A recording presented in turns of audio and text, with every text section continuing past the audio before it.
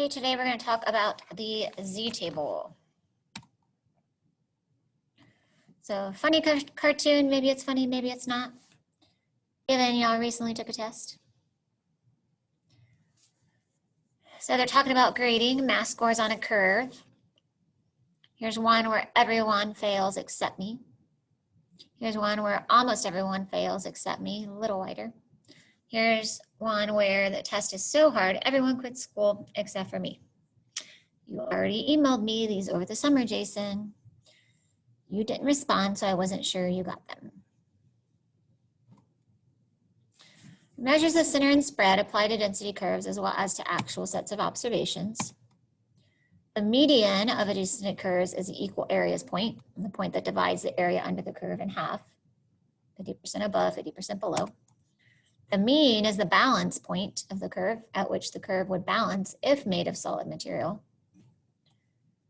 And if we have a symmetric density curve, the median and the mean should be approximately equal. And again, we've talked about previously skewed data. How skewed data gets its name is if the mean is pulled to the right by those upper outliers, the mean is greater than the median, that would be right skewed. And again, if we have the skewness on the other side, we have a lot of lower, maybe possible outliers, the mean would be less than the median, that would be left skewed. One particularly important class of density curves are the normal curves, which describe normal distributions. They are bell-shaped, they are symmetrical. The transition points between cupping upward and downward occur at your mean plus or minus your standard deviation. And as the standard deviation increases, the curve flattens and spreads. And as standard deviation decreases, the curve gets taller and thinner. So again, standard deviation in a way is measuring your spread of data. So the larger the standard deviation, the further away the data points are from the mean, so wider and flat. The smaller the standard deviation, the closer to the mean they are, so taller, skinnier.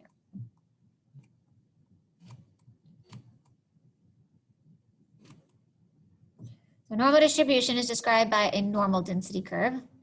Any particular normal distribution is completely specified by two numbers, its mean and its standard deviation. As we've already talked about, the mean is the center of the symmetric normal curve, and the standard deviation is the distance from the center to the change of curvature on each side of the mean. And we can abbreviate using a big N to designate normal. First number is the mean, mu, and second one is the standard deviation. So empirical rule. So while there are many normal curves, they all have properties in common. If I know I have a normal curve, that means that 68% of the data lies within one standard deviation of the mean. Okay, that's kind of how we have that big mound in the center.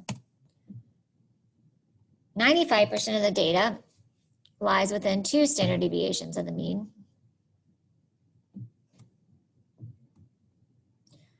And 99.7% of the data lies within three standard deviations of the mean.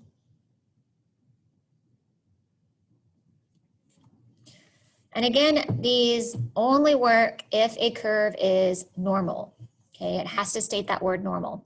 If it's just symmetric, not all symmetric curves are going to have that big mound shape like this. Okay, I can have a symmetric curve that actually has a greater values on lower and higher. Okay, it would still be symmetric. I can fold it in half. But it won't have all the data in the middle. So it must state normal, and we'll talk about later, if it doesn't state normal, how we can actually check a graph for normality. The empirical rule only applies if the word normal. So let's utilize this rule. We have the Iowa test of basic skills, and it shows us that in Gary and Anna, 7th graders have a normal distribution with a mean of 6.84 and a standard deviation of 1.55.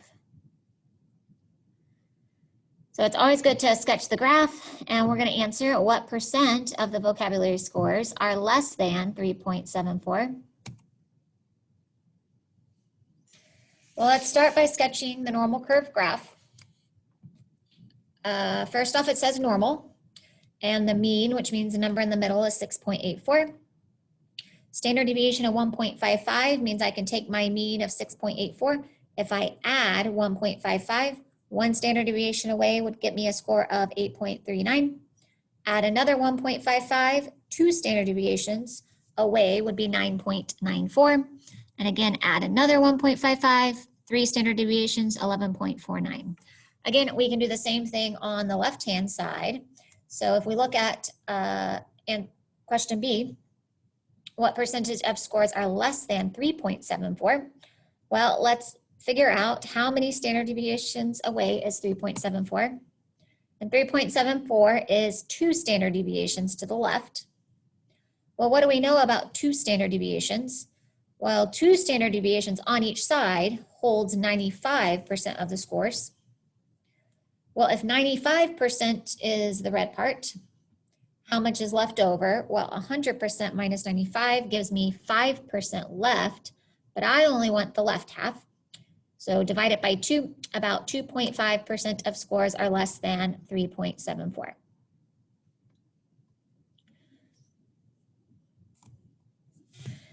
So let's look at question C. What percent of scores are between 5.29 and 9.94?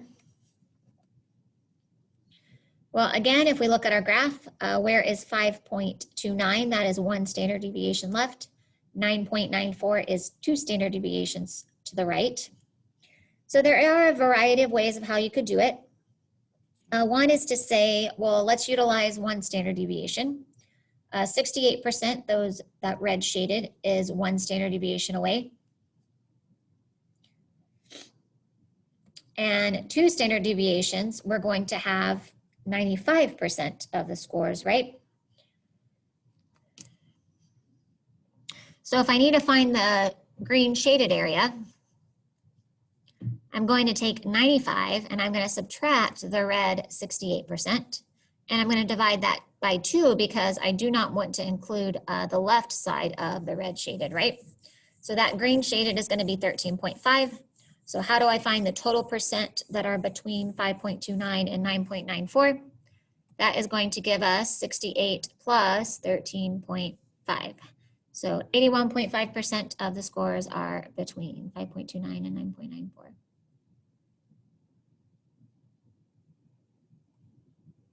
Again, always check your answer for reasonableness, okay? If I look at question B, 3.74 is well below the mean. So I should be getting a small percent. I got 2.5, small percent, I'm good.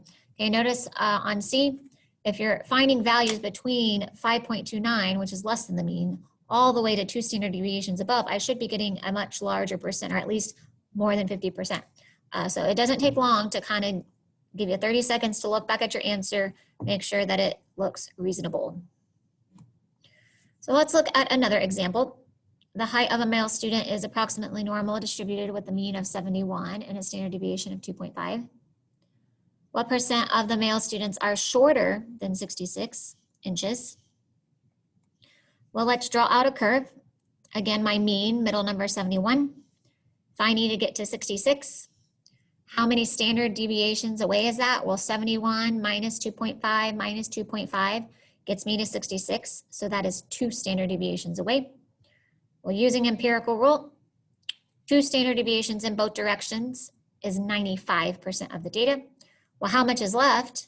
5%, but I only want shorter than, so I only want half of that 5%, so 2.5%. Now, what percentage of scores are taller than 73.5? Again, I have my mean as 71. 73.5 is one standard deviation above. So what do we know? One standard deviation on both sides is 68% of the data. So how much is left? 100 minus 68 is 32%. But I only want taller, so I only want half, because I only want the right side. Half of the remaining 32% is 16%. And again, always good to include those adjectives about. What is the percentage between 66 and 73.5 inches? If we draw it out, 66 again is two standard deviations below. 73.5 is one standard deviation above. And actually, we just calculated what's the area to the left. We already calculated 2.5. What's the area above it? 16%. So just subtract from 100%. 100 minus 2.5 minus 16 will get you about 81.5%.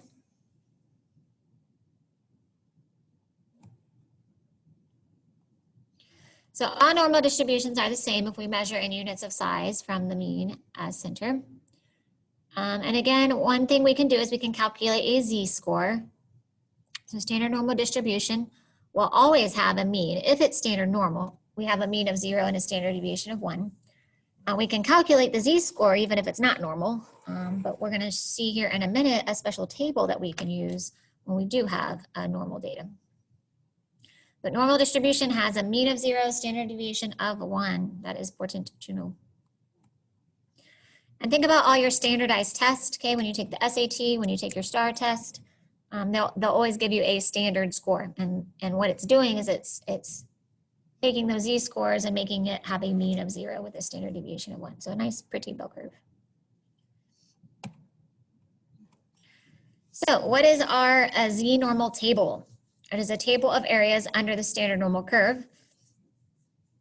The table entry for each z is the area under the curve to the left of z. And if we need to find area to the right, we're going to do 1 minus.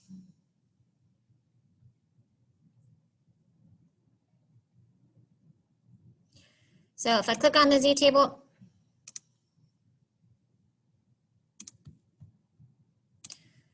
again, this is the exact formula sheet that you're going to be getting on the AP exam. It is located in Schoology on the yellow formula sheet folder.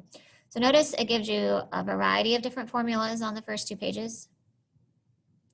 Again, good thing about AP stat test is they don't require you to memorize very many. There are a couple that we have to remember, but most of them are on here. You just need to A, know where they are, and B, know what your variables represent and how to utilize them.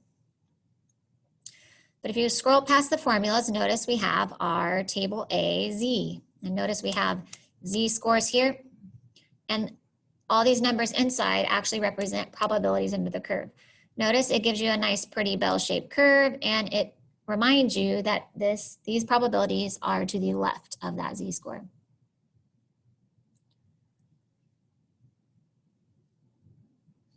So notice Z-scores negative are on the first page and positive are here. Okay, so we'll come back to that in a minute.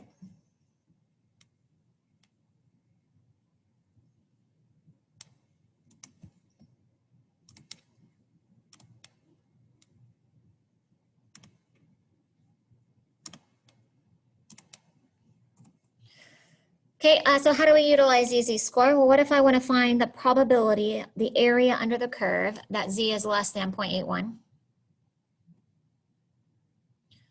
Well, I look horizontally at 0.8, and then I look vertically at 1, and I find the intersection. The intersection is 0.7910. So that means the area under the curve less than a z-score of 0.81 would be about 79.1%. What about finding the probability that z is less than 0.53? Well, 0.53 notice is not in this snippet table, so we need to go to our z table. So we're looking for 0.53.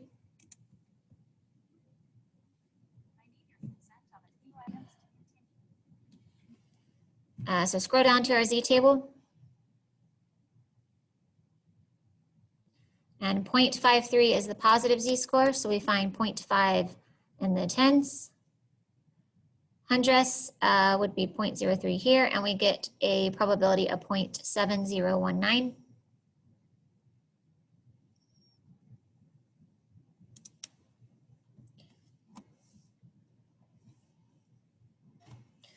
How do we find the probability that z is less than negative 1.52? Again, we need to go back to the z table. Negative 1.52. Again, we're doing negative, so go back to the negative z tables. We're looking at negative 1.5. Keep going, and we have a hundredths value of 2. So notice the probability is 0.0643.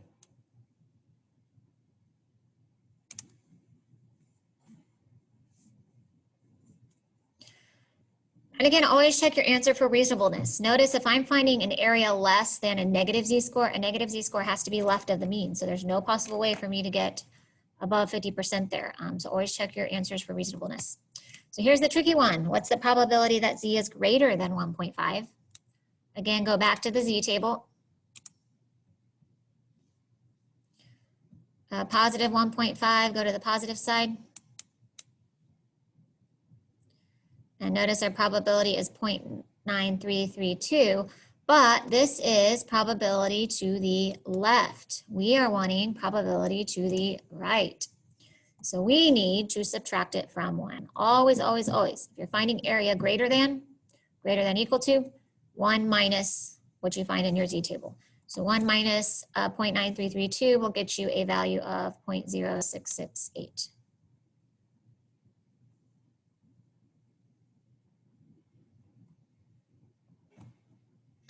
So how do we find areas under the normal curve? So find the proportion of observations from the standard normal distribution that are between these two. So far we found ones, find areas to the left. Now let's find between.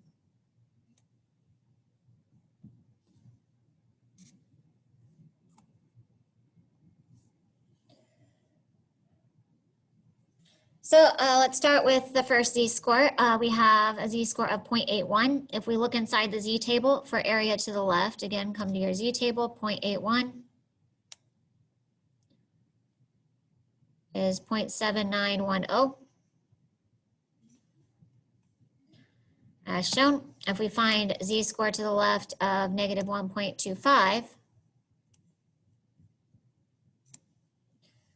again, you can utilize your z-table, 0.1056. If we're finding area between, we need to subtract. We subtract the two, we get 0.6854.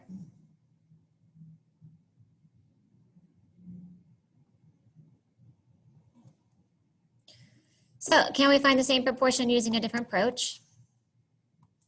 Well, we could find the right-hand side, right? If we find area to the right, we'd be taking 1 minus 0.7910 to get you 0.209. If we want area to the left, that would be exactly the 0.1056. And again, you could subtract those all from 1 because all the area under the curve would be 100%.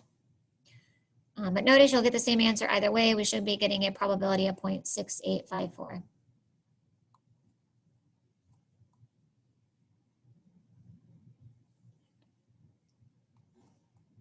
So express the problem in terms of the observed variable. First, always draw a picture and shade the area of interest under the curve. Again, visualizing it really helps check for reasonableness, okay? Always check your answer at the end for logical. Should I be getting a percentage greater than 50 or less than 50? And especially on those greater than problems, you can catch, oh, should I be subtracting this from 1? If you look at your final answer, or if you draw out a quick sketch of the curve and visualize, should I be getting a large or small number? Do your calculations, find the z-score. Again, you can calculate z-score for anything. You can only utilize the z-table if the distribution is normal.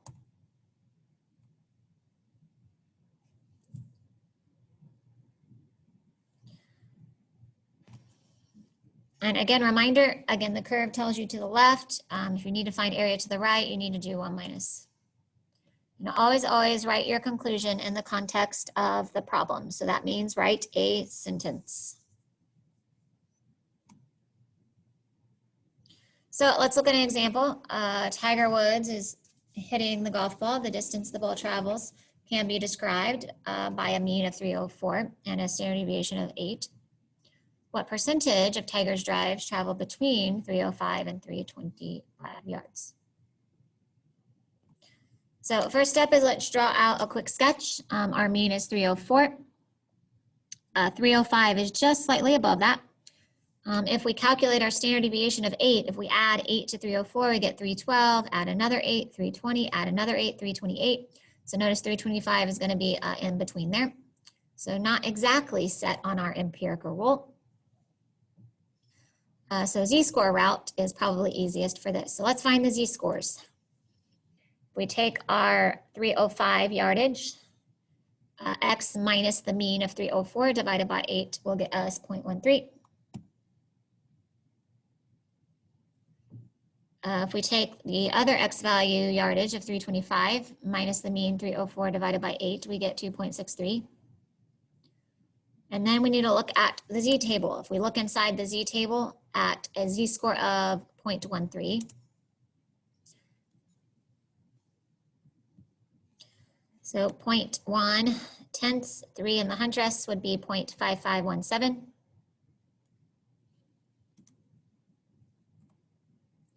And if we do the same thing for 2.63,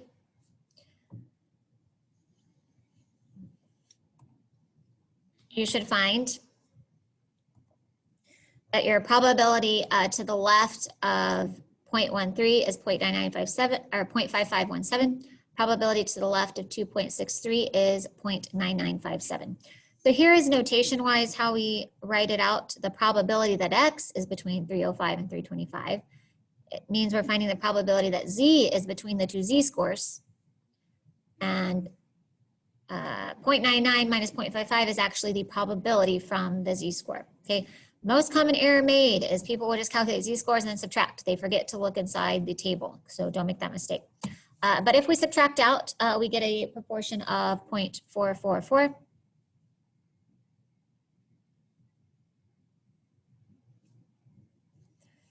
But we're not done until we actually interpret. We relate this in a sentence. So about 44% of Tiger's drives travel between 305 and 325 yards.